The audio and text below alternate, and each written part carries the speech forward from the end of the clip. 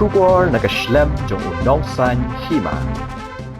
Deputy Commissioner ka East Khasiels District Abhilash Baranwal IAS habagran baginong tho kubor halor ka jing Pyndonkam dagi tendong leer pensat khmat ulaong baki Pulit kila Leit Shah ka Ophis kam jang ka Khasi Students Union ban kem yaki katu kat ningot ki badon kti ban penpat yaki kali batsho abril ulai thu ru bakat baki Pulit kidang thmu ban Leit Shah ka Ophis ka KSU kidkhot jong ka seng kila Kawang da u Petrol bom Shah ki Pulit kapapenlong yaki ban Pyndonkam da u stun grenade bat ru dagi tendong leer pensat khmat ki Pulit kila ujo ru da ka ijahar ha ka baydei bat kani ka jingsha Kawang Petrol bom uloong ru ba ki Pyndonkam yaki tendong leer pensat khmat ban penpra yaki bayalum uloong bahadin bakinong yalam snong kila kerpat yaki Pulit ban mi no kila sngap bat mi no kamdon ka jing thmu na kaliang ki Pulit ban pinwit ya ki bomdon benta ha kani ka jingja uloong baka jimlet khinra ka David tang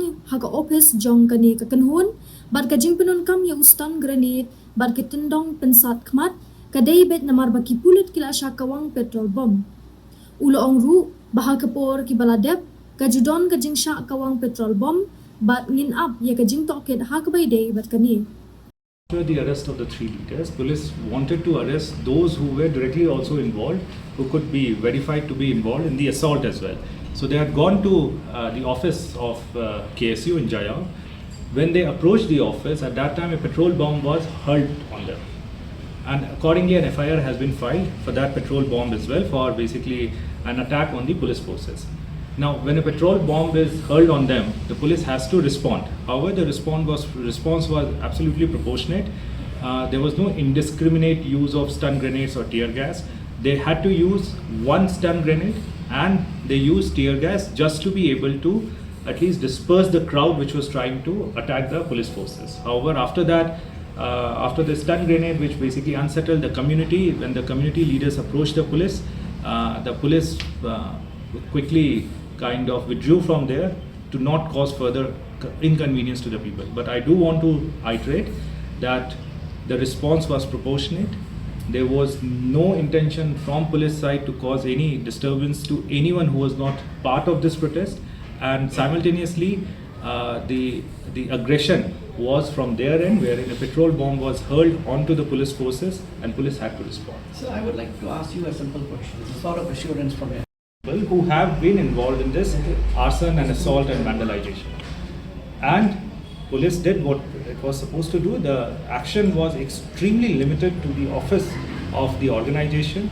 They went there with the purpose of arresting individuals, and that's why and any use of tear gas and the use of one stun grenade was only necessitated by the fact that they were attacked by a petrol bomb from the organization. So, but that is no clue for a type of bomb. I'm not really trying to be prejudicial here, but then in these kind of incidents in the past, petrol bombs have been used by the organization for as an expression of protest. Very recently, again, those two masked individuals were not really related to KSU, but those who hurled petrol bomb at the MSPCB office building. But then use of petrol bomb is very common, and to say that there is no evidence of it is something which I believe does not really sit well with the facts. I believe that let it be borne out in the investigation. So, if I understand, we do not have confirmed report about that. I'm sorry for that.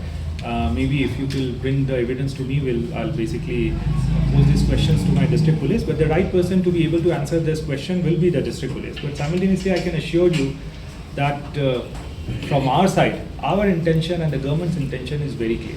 We want to ensure minimum damage to any resident of Shillong. The government has been extremely accommodative. I believe that media is aware of that. People are aware of that. That whenever it comes to taking a stand, the government has always taken the stand which is crucial, which is beneficial for the people. The government has been extremely accommodative. In this case also, the government had been accommodative. The government had called yesterday itself the government gave out a statement in the media that basically they are welcoming for talks. Simultaneously, one important crucial detail which I would like to mention is that on the night of 18th, we did, from the district administration, we tried our every effort to facilitate a meeting of the organization with Honorable CM. The Honorable CM was extremely generous in allocating his time out of his busy schedule on the 19th. He was ready to meet the organization from 9 a.m. onwards. However, late in night we received, and it was a written communication to the organization that HCM, Honorable Chief Minister of Meghalaya wants to meet them on the 19th at 9 a.m. We can share copies of the letters with you. However, unfortunately, as things unfolded, on the night of 18th, we were informed that the organization wants to go ahead with their bike rally, and if at all, they can meet the government only on 20th.